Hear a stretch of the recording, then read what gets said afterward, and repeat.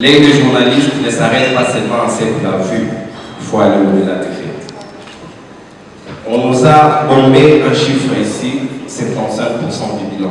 Moi je trouve que ça c'est tombé comme un cheveu dans la soupe. Nous parlons du bilan. Est-ce que nous pouvons savoir de nos éminents orateurs qui sont là, qui nous disent qu'est-ce qui avait été prévu en termes de projections, des kilomètres de routes qui devraient être construites à Kinshasa en termes de maisons, et le taux d'exécution est de combien, et combien reste à faire. Et quid des chantiers non exécutés jusque-là, qui n'ont pas été présentés ici. Je vois le cas du marché de Matadi Kibala, qui a connu un incident que vous connaissez, déplorable, mais qui n'a pas été répertorié ici. Quid de ces marchés-là? Et enfin, je pose la deuxième question, et celle de savoir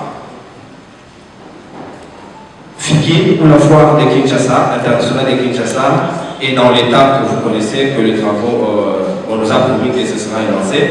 Mais ici, on nous a vanté, on a mis en place Aquasplash, qui est l'œuvre non seulement de l'hôtel de ville, mais des partenaires étrangers qui seraient propriétaires. Je ne sais pas si vous détenez d'autres informations que ceux que moi je détiens. Est-ce que ce coup n'est pas permettre que Fikine puisse redorer sa lettre de noblesse, ou bien c'est seulement favoriser un nombre de partenaires privés étrangers au détriment de l'État congolais que le gouverneur de la ville devrait normalement mettre en avant? Merci. Non, pour cette classe de Nous sommes en train de parler des 4 ans de gestion des gens. Vous avez dit, Jean-Claude Ngobila a travaillé pendant 4 ans, 4 ans et demi, disons. Alors, j'estime que nous devons considérer que Jean-Claude Ngobila n'a eu à sa disposition le moyen d'action que pendant 2 ans et demi. C'est une précision très importante parce que lorsqu'on élabore un programme, on compte sur les budgets pour l'exécution. Et les prévisions budgétaires tiennent compte des recettes. C'est-à-dire que Kinshasa, nous le savons, Jean-Claude Ngobila, quand il est arrivé avec son programme très ambitieux, nous nous sommes tous retrouvés à travers le monde face à une situation que nous appelons un cas de force majeure. Il est très important de tenir compte de cet aspect qui va démontrer que Jean-Claude Ngobila a réellement réalisé des exploits. C'est comme une équipe qui ferait un match. Lorsque vous êtes dans un match de football, vous avez 11 joueurs de part et d'autre, mais lorsque vous vous retrouvez avec une équipe amputée de 5 joueurs, une équipe qui joue à 6 contre 11. Donc Jean-Claude Ngobila a travaillé dans ce contexte. Ça signifie quoi?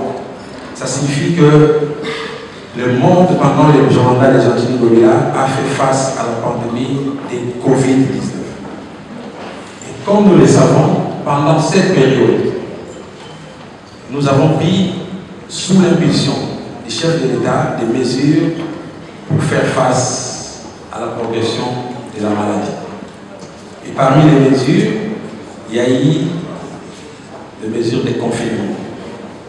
Pendant une année et demie, comme vous le savez, parmi les recettes de la ville, nous comptons surtout sur les entreprises pacifiques. Nous avons constaté que pendant une année et demie, ces entreprises n'ont pas fonctionné normalement. Parce que tous les bars, toutes les grandes maisons ont été fermées pour freiner la progression de la pandémie. Donc la ville s'est retrouvée, Jean-Claude Ngobila s'est retrouvé dans une ville amputée de moyens pendant une année et demie. Donc moi j'estime que si nous considérons les 4 ans et demi, il faut considérer 2 ans et demi parce que pendant une année et demie, les entreprises n'ont pas fonctionné, tout a été confiné et le gouvernement central avait même pris des mesures pour soutenir les entreprises. Parmi les mesures, il y a eu la suppression de certaines recettes de la ville, de certains impôts, de certaines redevances.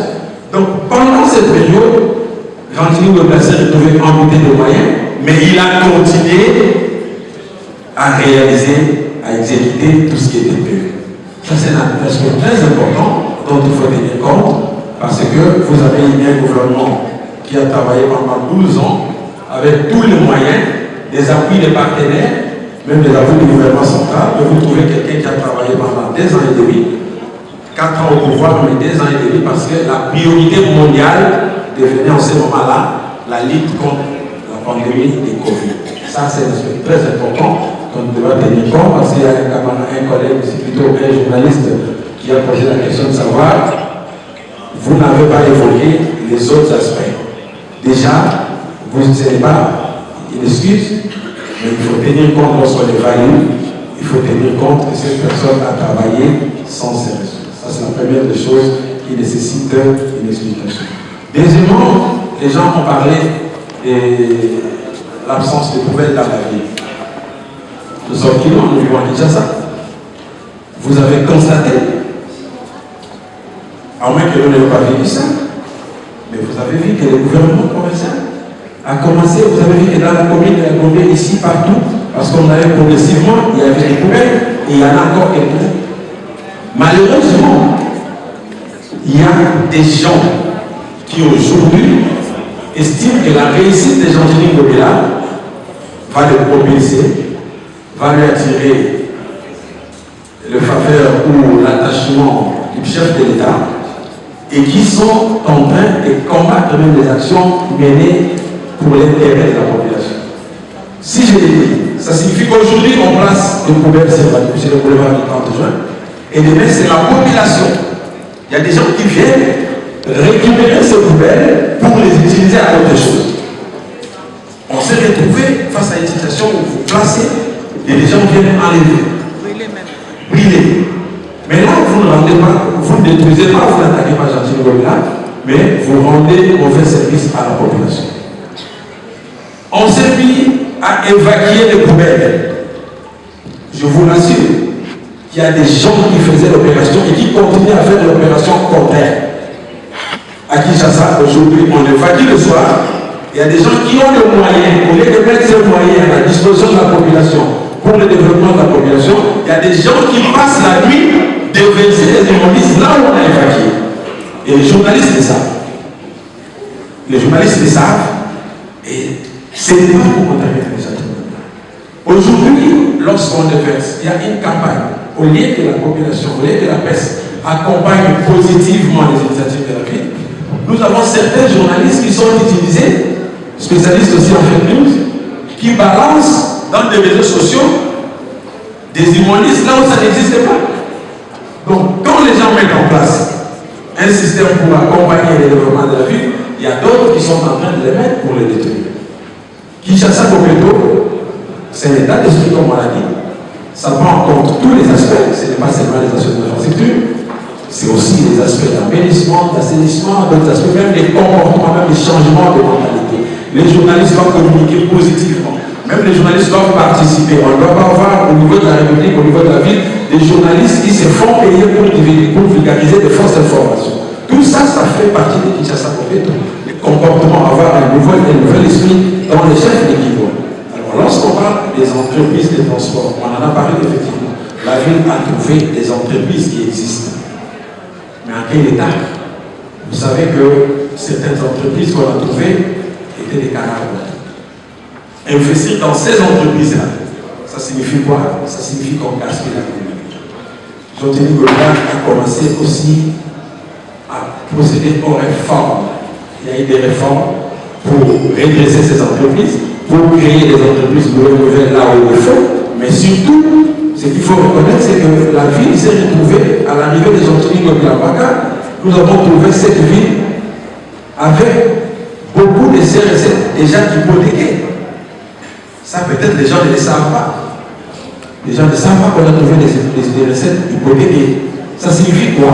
Ça signifie par exemple que lorsqu'on vous arrivez, et chaque fois on devait vendre la vignette. La vignette, ça fait partie des recettes de la ville. Mais vous trouverez que ces recettes étaient déjà hypothéquées. Nous ne sommes pas là pour divulguer certaines choses, mais au moins, le travail qu'a fait Jean-Denis Ngobila s'est fait dans un contexte. Aujourd'hui, par exemple, tout le monde le sait. Merci, monsieur. Que Zando a été combattu. Combien de temps? Aujourd'hui, les gens se disent on devait rendre Zando à tel moment. Mais pourquoi est-ce qu'il y a du retard? Le matin, Jean-Denis Ngobila va pour signer les contrats. Tout est clair. Mais le lendemain ou la nuit, il y a des Congolais, des Chinois qui vont voir ces entreprises pour dire ne travaillez pas, si vous travaillez, Gentili Ngobila va gagner son pari, si vous travaillez, le chef de l'État va avoir un bilan à présenter. Mais ces gens-là, ils n'attaquent pas Gentili Ngobila. Moi, j'estime aussi que le problème, c'est que ce sont des gens qui, tout en attaquant Gentili Ngobila, sont en train de détruire la vision du chef de l'État parce que Gentili Ngobila ne fait qu'exécuter les orientations que le chef lui donne. Lui, c'est quelqu'un qui est en train de concrétiser la vision du chef de l'État. Donc voilà ce que j'allais dire. Mais quand on parle aussi de décoration de Noël au niveau de la gare centrale ou ailleurs, je voulais signifier ici que ces décorations n'avaient jamais existé, même du temps de Mobutu. C'est la première fois qu'on assiste à ces décorations et moi, je vis les gens traverser les Brazzaville. Et beaucoup de Congolais ont fait des économies parce que souvent, quand nous amenons nos enfants à l'étranger pendant les vacances, quand nous amenons nos enfants à Paris ou à Dubaï, qu'est-ce qu'ils vont voir? C'est justement pour assister à ces décorations. C'est-à-dire que pour ça, on ne voit rien d'autre. Mais aujourd'hui, vous pouvez faire vivre à vos enfants de merveille sans les déplacer et ça nous permet, ça permet au climat d'économiser, ça permet également aux Congolais d'économiser. Donc c'était une importante précision. Merci monsieur le président. Aujourd'hui, le 23 juillet 2023, présenter officiellement aux Quinoises et aux Quinoises le bilan de son Excellence, Monsieur le gouverneur de la ville de Kinshasa, Gentili Ngobila Mbaka, bien sûr sous l'impulsion du président de la République, Fachi Beton. Et nous avons présenté par vidéoconférence pour que les réalisations parlent en elles-mêmes. Parce que le Quinois, on vit comment Gentili Ngobila Mbaka est arrivé au pouvoir, aujourd'hui 4 ans, ce qu'il a pu réaliser au sommet de la ville de Kinshasa, aucun, et j'ai dit aucun gouverneur de la ville de Kinshasa n'aille à réaliser ainsi. Voilà pourquoi c'était très très opportun pour que les Quinoises et les Quinois viennent aujourd'hui pour qu'ils puissent voir comment Gentili Ngobila Mbaka a réalisé les choses énormes au sommet de la ville de Kinshasa. Nous insistons, il a fait 4 ans et en 4 ans, ce qu'il a réalisé. Nous mettons tout le monde au défi, aucun gouverneur ne peut les réaliser. Voilà pourquoi nous l'avons félicité de tout ce qu'il a fait, avec toutes les contraintes financières possibles, toutes les contraintes de menaces des attaques des adversaires, mais Gentili Ngobila Mbaka est resté serein, déterminé pour qu'il puisse servir le peuple congolais derrière le chef de l'État, Félix Antoine Tshisekedi Tshilombo. Lelo ezali pona biso esengo makasi toyaki na bakinois ko présenter bilan ya Yemoko Gentili Ngobila Mbaka comme gouverneur de la ville-province de Kinshasa. Pendant 4 ans, il a fait plus que ses prédécesseurs. Ma prédécesseur Nebino Moko Boyebi, Misusu Basalaki 12 ans, Misusu 5 ans, tout plus.